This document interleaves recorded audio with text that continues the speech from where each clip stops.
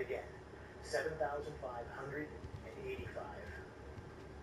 Names, not numbers, not tally marks beside an owner's entry. Names, households, ages, color columns, occupation columns. 95% of every antebellum American document about black people erases the body. This one did not. The territorial marshal walked the streets of New Orleans, the plantations of Point Coupe, the outskirts of Opelousas, and he wrote people down. For most American families with Louisiana roots, the story stops there. The cotton schedule, the slave owner's will, Mammy in the kitchen, or great-grandfather running from a debt somewhere in Mississippi. The whole family tree squeezed into somebody else's idea of who you were. That isn't the story here. Not even close. There's a third category stamped into the 1810, the 1840, the 1850, and the 1860 papers. A column called Free Persons of Color. More than 7,000 of them on that first page.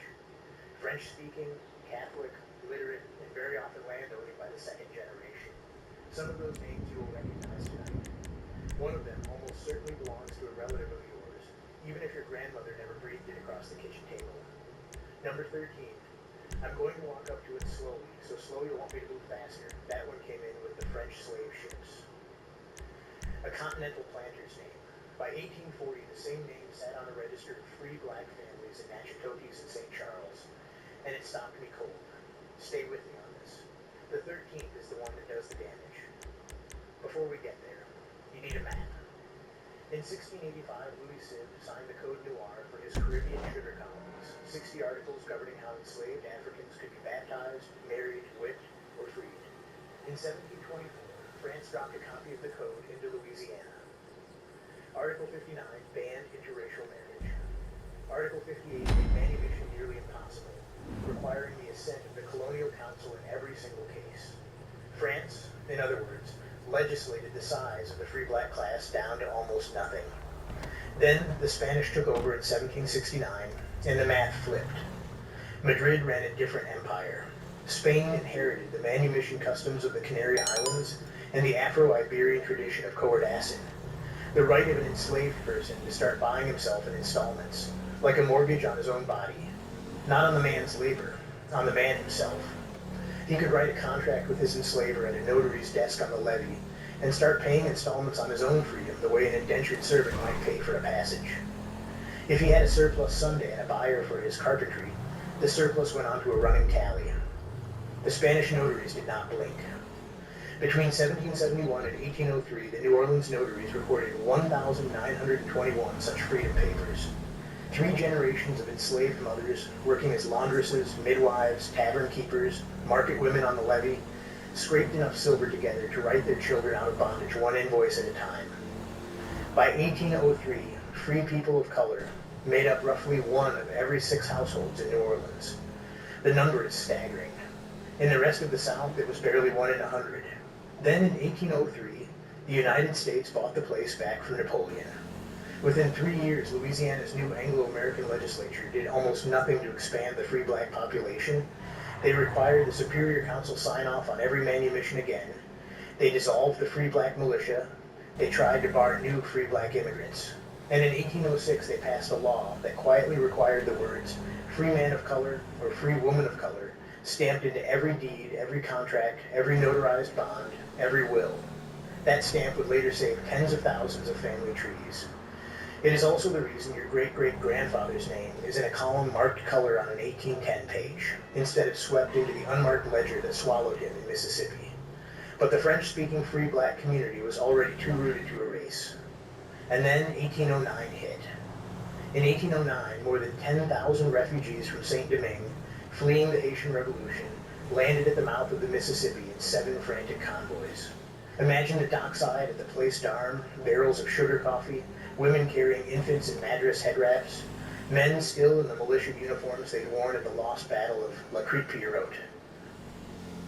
Among them, 3,000 free people of color, mostly women and children. They tripled the free black population of New Orleans in a single season. By 1810, the city was 29% free black. No other city in the American South came close. In 1811, something else happened, and it changed the legal mood of the legislature overnight. On the night of January 8, along the German coast 25 miles upriver from New Orleans. A man named Charles Deslins, an enslaved driver on the plantation of I'm Major sorry, all Pierre our operators Touchet, are currently busy. led a march Please of call back enslaved later. men through the manor houses of the river.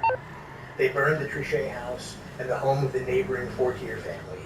Within 2 days, the militia, including critically 2 companies of free black New Orleanians who were called out to suppress it, killed Deslins and ended the revolt. 66 black bodies were buried where they fell. A handful of white heads of household were wounded. The legislature reacted not by freeing anyone, but by reopening the free black militia and arming them. The men of color who rode out with Andrew Jackson in 1814 and 1815 to fight the British at Chalmette, 353 New Orleanians, 256 St. Dominguans, 2 distinct free black battalions on the American side, had been given a musket because 12 months earlier they had been trusted to put down a revolt led by their own enslaved neighbors. That is the texture of what we are about to read. In 1830, panicked by the size of what had grown, the legislature went further. Any free black person from another state who set foot in Louisiana had to post a $1,000 bond or leave within 30 days. In 1840, they imposed something worse. For the first time, every free person of color in New Orleans had to walk into City Hall, give a description of themselves, sometimes show the parchment their grandmother had been given in 1794, and register by name in a leather-bound ledger. The Mayor's Register of Free Blacks, 1840 to 1864, 2,818 individual entries, 50 variables per person, including physical description, year of birth, place of birth, occupation, and in some years. A column called complexion. That ledger is the spine of this video. Every surname I'm about to say is in it. Now, the list. We're walking through them in the order that makes the most sense. The ones that look the most European first. The ones that will surprise you at the end.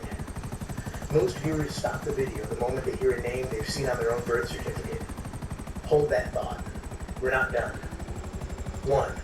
Cloutier. There are something like 30,000 Cloutiers alive in North America right now, and most of them have Cajun in their family story. 17th century Quebec, expelled in 1755, walked the wagon road to Louisiana, settled along the Vermilion and the Techie. Some of them are exactly that. But other Cloutiers, a much smaller, much quieter branch, show up on the 1840 Mayor's Register with complexion recorded as Moultrie or Griff, French language baptismal records in St. Louis Cathedral, and free black militia rosters from 1812. In 1825, an Alexis Cloutier of Cane River was rich enough to be the most sued planter on Isle Brevel. His neighbors knew him as a free man of color who owned slaves himself. The 1825 notarial record in the Knock Cane River collection, Mrs. 18281, names him directly, Alexis Cloutier, homme de couleur libre, plaintiff in a slander action in French. A few years later, a defamation trial involving Celestin Rahal and a man named Louis Monette played out before the Justice of the Peace, in French, on the Cane River. The town of Cloutierville, yes, the one outside Natchitoches with the plantation tours and the gift shop, is still named for Alexis's daughter, Marie Thris Antoinette Cloutier, not for any Acadian Cloutier. The free black branch wrote its name on the landscape. Their landings and their slaves appear in the same tax rolls as their white Creole neighbors. To this day, the same surname lives on both sides of that color column. 2. Elaine is spelled differently on every document. Elaine Allen, Haleen.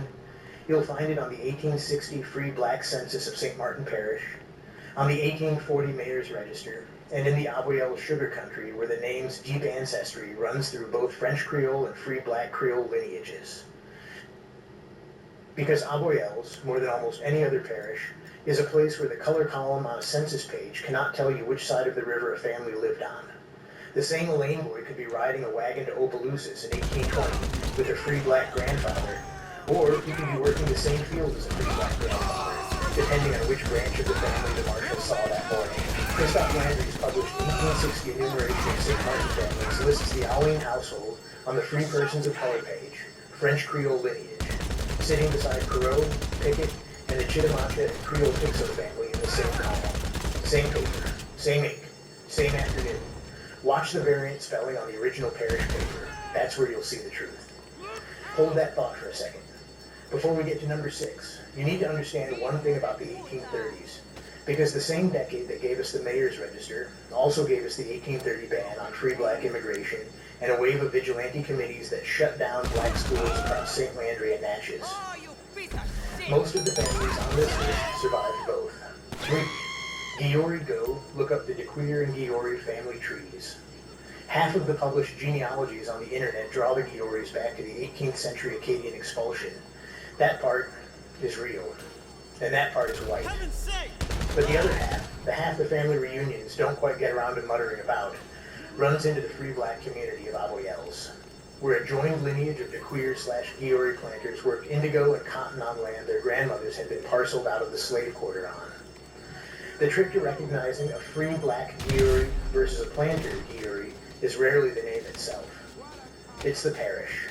If your Giori grandfather shows up in Avoyelles on the free color column of an 1850 federal page, the implication lands heavy. If both names, Giori and DeQueer, appear in the same kinship cluster, wait until you find the notarial record in French. 4. DeQueer, same parish. Same boat. The DeQueer line, note the spelling, often without the space, written DeQueer on French documents, DeQueer and DeQueer in English records, runs through both white and free black Avoyelles.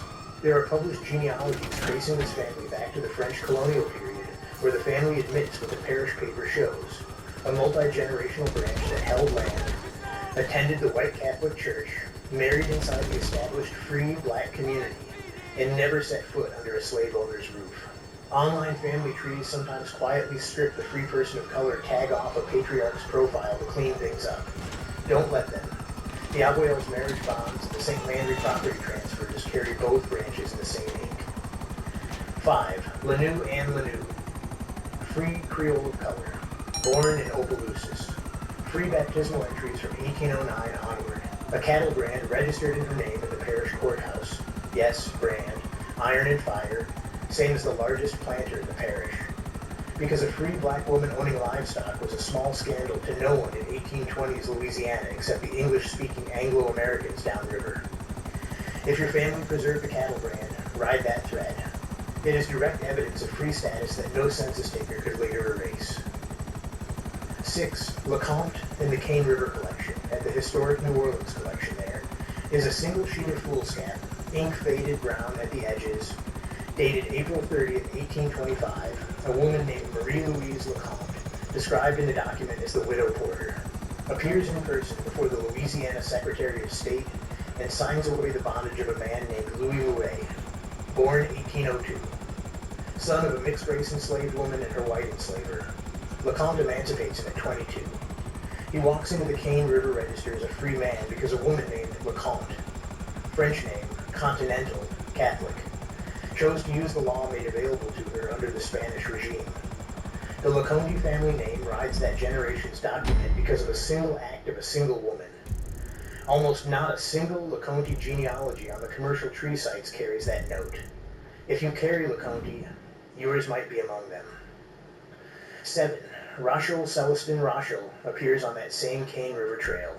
In the testimony of the 1825 case, Rachel accuses his own relative, Alexis Cloutier, of defamation. The French scribal hand on MSS 182.81 is barely legible. The case dragged. The witnesses were all neighbors, and every one of them. Hear that? The witnesses was all neighbors. So you know they went against the people